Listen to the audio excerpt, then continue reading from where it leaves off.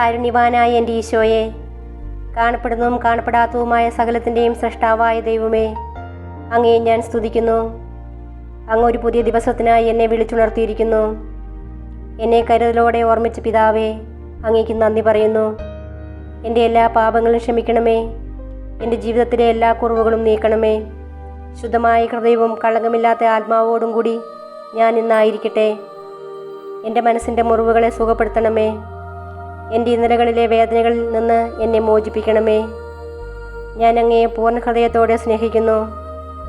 അങ്ങയുടെ വിലയേറിയതും വിശുദ്ധമായ രക്തം എപ്പോഴും എനിക്കും എൻ്റെ ഭവനത്തിനും സംരക്ഷണ വലയം തീർക്കട്ടെ. ഈ ദിവസത്തിൽ ശത്രു എനിക്കായി ഒരുക്കുന്ന എല്ലാ കെണികളും ഭേദിക്കുവാനും അങ്ങയുടെ കാരുണ്യത്തിൻ്റെ അനുഗ്രഹങ്ങൾ സ്പർശിക്കുവാനും എന്നെ അനുവദിക്കണമേ. എൻ്റെ കണ്ണുകൾ നിറയുവാൻ ഇടവരുത്തരുതേ. സന്തോഷവും സമാധാനവും സമൃദ്ധിയും എന്നും ജീവിതത്തിൽ നിലനിൽക്കുവാൻ എനിക്കിടയാക്കണമേ. ആമേൻ. ശുദ്ധീകരാത്മാക്കളുടെ വണക്കമാസം 20-ാം ദിവസം. ജപം.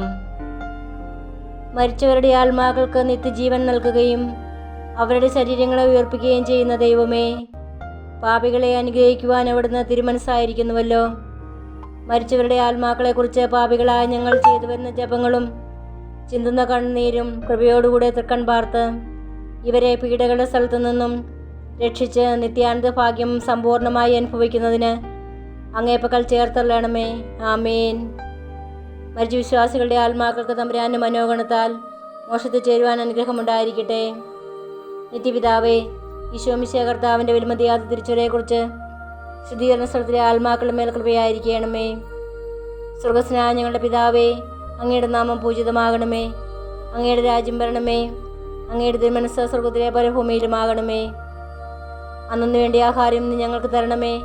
ഞങ്ങളോട് തെറ്റ് ചെയ്യുന്നവരോട് ഞങ്ങൾ ക്ഷമിക്കുന്നത് പോലെ ഞങ്ങളുടെ തെറ്റുകൾ ഞങ്ങളോട് ക്ഷമിക്കണമേ. ഞങ്ങളെ പ്രലോഭനത്തിൽ ഉൾപ്പെടുത്തരുതേ. തിന്മയിൽ നിന്ന് ഞങ്ങളെ രക്ഷിക്കണമേ.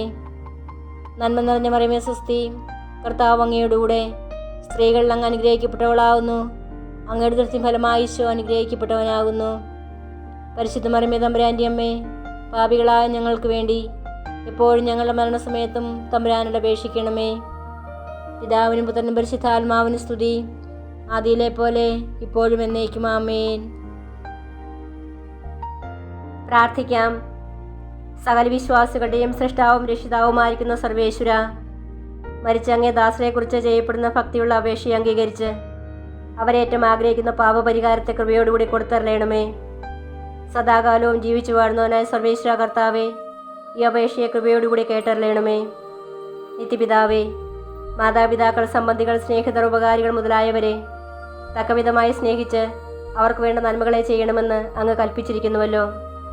അതുകൊണ്ട് ഞങ്ങൾക്ക് ജന്മം നൽകി പ്രിയത്തോടുകൂടി വളർത്തു സഹായിച്ചു വന്നവരും പലവിധ ഉപകാരങ്ങൾ ഞങ്ങൾക്ക് ചെയ്തവരും ഞങ്ങളുടെ സംബന്ധികൾ, സ്നേഹിതർ മുതലായവരും അവരുടെ വേദന നീങ്ങി എന്നേക്കും അങ്ങയെ സന്തോഷമായി ദർശിച്ചുകൊണ്ടിരിക്കാൻ കൃപ ചെയ്തരണമെന്ന് അങ്ങയോട് ഞങ്ങൾ പ്രാർത്ഥിക്കുന്നു.